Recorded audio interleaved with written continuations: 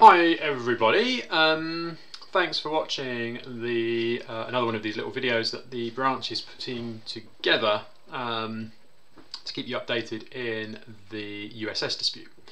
So in this video I wanted to answer a couple of members' questions, so questions that people have sent in response to the previous videos that we've made, because they're good questions and need to be taken seriously. So the first one was about, you'll recall in the first of these videos I showed you a graph which showed the causes of the dispute related to USS asset growth, and this question came in: why doesn't your graph show how much is needed to pay current and future pensions? So you'll recall this is the graph I showed you, and I explained that the cause of the dispute is this extremely pessimistic set of growth assumptions, insanely pessimistic according to the Financial Times. And the question is, well, how high do these assumptions need to be in order to for the scheme not to run out of money? And the USS does publish this figure.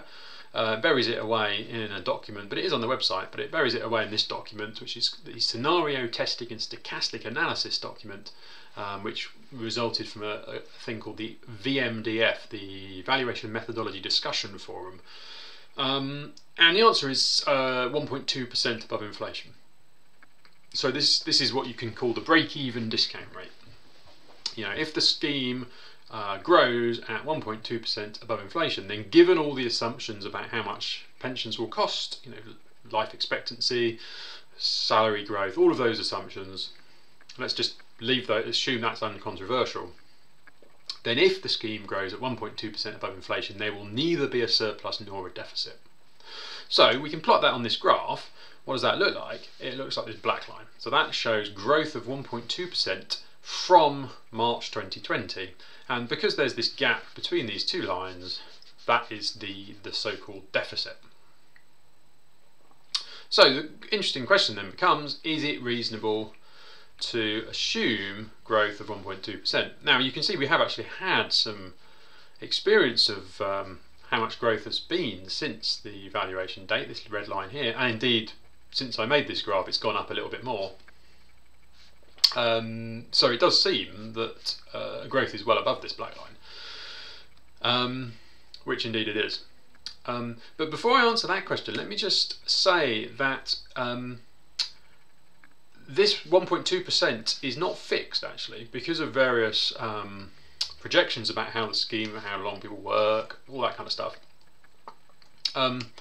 That is actually projected to go down and down and down. So this is a graph from this nice paper by Woon Wong in the newsletter of the Royal Economic Society, and he reports in this paper that the so-called required real rate of investment return, or break-even discount rate, you know, the amount that the assets in the scheme have to grow for there neither to be a surplus nor a deficit, is projected to decline all the way down to negative actually, so negative in relation to inflation, by 2038. So it's going to get less and less and less. So the scheme really over the long term is in a really healthy state. This big dip here is because of this extraordinarily positive asset growth in the last year.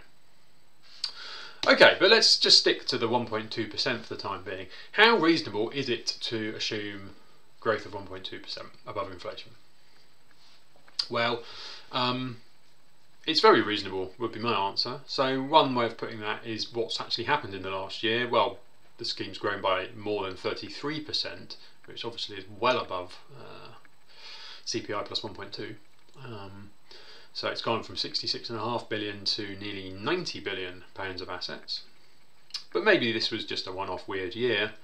Another way of looking at it is to compare this with other pension funds.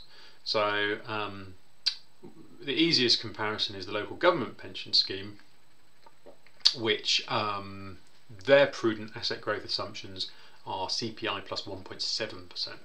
So they are, if you applied the local government pension scheme assumptions to USS, then USS would have a sizable surplus.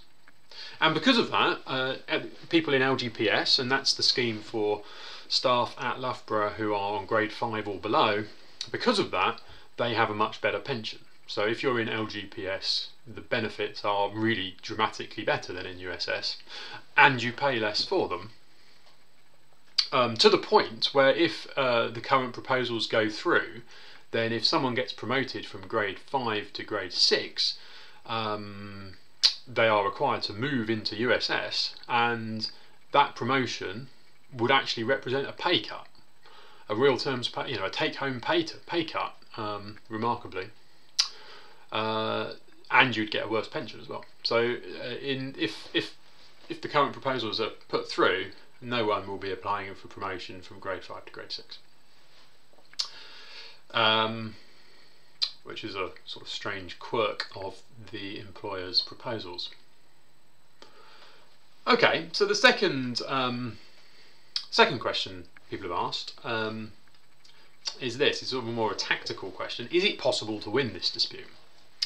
And my answer to that would be yes. So I think the UCU demands are really very reasonable. As set out so when you launch an industrial dispute, the union has to write a letter to every Vice-Chancellor setting out the terms of the dispute. And in the terms of the dispute, this time have these two demands in them. The first is just to revoke the current proposals and not to replace them with anything that doesn't have support the agreement of UCU. And really that is just saying you need to negotiate, please. If you don't negotiate, if you're not willing to negotiate, So that's a pretty uncontroversial demand, I think.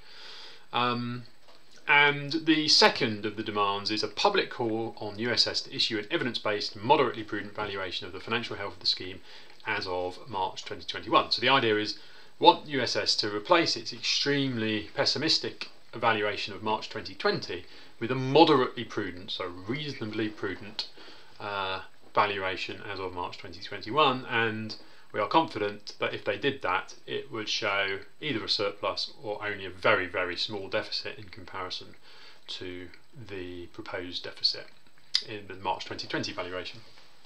And therefore, that would benefit both employers and employees because the dramatic cuts would no longer be required. So, I don't really understand why an employer wouldn't want to agree to number 2. I mean, that's a perfectly straightforward thing to do, and that would benefit everybody. So that feels to me to be perfectly reasonable. But then the question comes is, let's suppose employers agree to do both of these things, but USS refuses to engage and refuses to issue a new valuation as of March 2021. Well, then we'd be stuck with this flawed 2020 valuation for at least 3 years, and the dispute would then be about how the cost of this flawed valuation should be shared. Should employees, us, pick up almost the entire cost, or is it reasonable for employers to pay a fair share? So one way of that could happen, for example, is the UCU proposals that you've been told were never formally tabled, but in fact were formally tabled. That would be one way of sharing the cost more evenly between employees and employers, sharing the cost of this flawed valuation. And if I was an employer, I would want to do that, both for basic fairness, but also it would give me and my colleagues around the sector an incentive to sort USS out, sort the management at USS out, because they're causing no end of problems now, and for the whole of higher education. And it seems to me if employers get away with pushing the cost of all of this behaviour onto staff, there's really no incentive for them to jointly work with the UCU to sort out the root cause of the problem, and we'll just be back here again in 3 years' time with more cuts and more pessimistic assumptions and a bigger deficit. So I hope that's helpful. If anyone has any more questions, please do email me. I'm happy to try and, if I don't know the answer, I'm happy to try and find out from my colleagues who are on the national negotiating team. So thanks for watching. Please do vote in the ballot.